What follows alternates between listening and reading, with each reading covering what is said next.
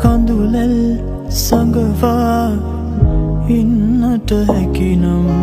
දෙකොපුල් තෙමුණේ කොමද පවසන් නිකැලැල් මාගේ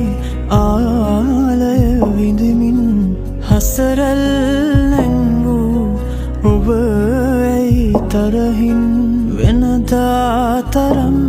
මුව දෙන්න අදත් මට නුඹ මිසක්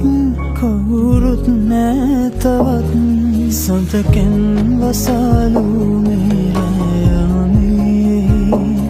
නුඹ ඇයි කුමාරී සයනට නාවේ තරුමල් පවා මට ඉඟි බිඟි පැවේ